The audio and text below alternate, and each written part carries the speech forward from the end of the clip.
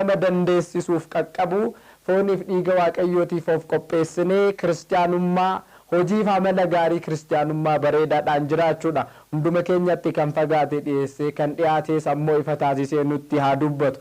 Egaa akka barsiisa kitaaba qulqulluutti wantoonni baay'een irriiba jedhamuudhaan kitaaba qulqulluu keessatti kaafamaniiru.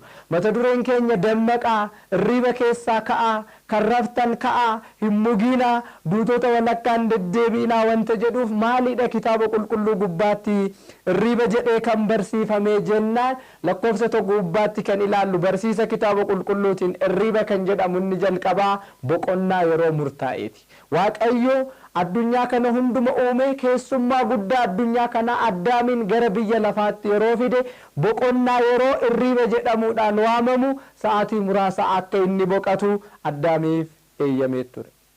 Keessumaa wanti baratame addunyaa keenya irratti namni guyyaa hojii isaa hojjechaa kallattii garaagaraa bu'aa bahaa dadhabaa erga ture booda galgala sa'aatii murtaa'uuf boqonnaan inni taasisu sun irriiba jedhamee waamama kitaaba qulqulluu gubbaatti. Kanaaf fakkeenya guddaa kan nuuf ta'u wangeela Maariqoos boqonnaa 14 lakkoofsa 41 akkasumas wangeela Maatiyos boqonnaa 26 yeroo ilaal gooftaan keenya fayyisaan addunyaa ilmi waaqa abbaa ilmi dubroo Maariyaam Iyesuus Kiristoos geeta samaanitti kadhannaa yeroo taasisaa ture guyyaa jimaatatti barii kamisa sana yeroo gara kadhannaa ituun bahin dursee duuka bootaan jabaadhaa kadhadhaa teguu watsalliyuu kama etawa'us tamansuut gara qorumsaa akka hin galleef kadhannaa dhiisuu keessaniin rafuu keessanirraan kan ka'e akka hin qoramneef jabaadhaa kadhadhaa jedhee ajaja isaaniif kennee deeme.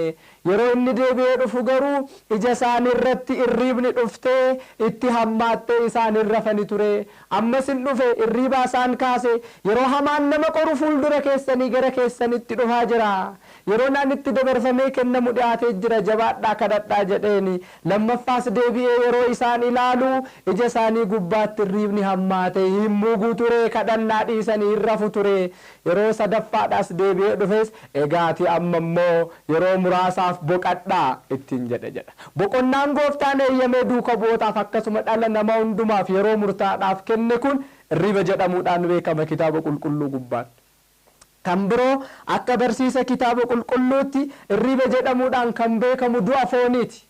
Namni du'a foonii yeroo du'u mugeeraa, boqateeraa, rafeeraa jedhama. Caqasa tokko duwwaa kaasnee ilaaluudhaaf yoo yaalle seera uumamaa boqonnaa 25 lakkoofsa 5 gubbaatti Abrahaam abbaa guddichi abbaa qajeelaan sun akkuma abboota isaa umrii dheeraa erga jiraatee booddee hin rafee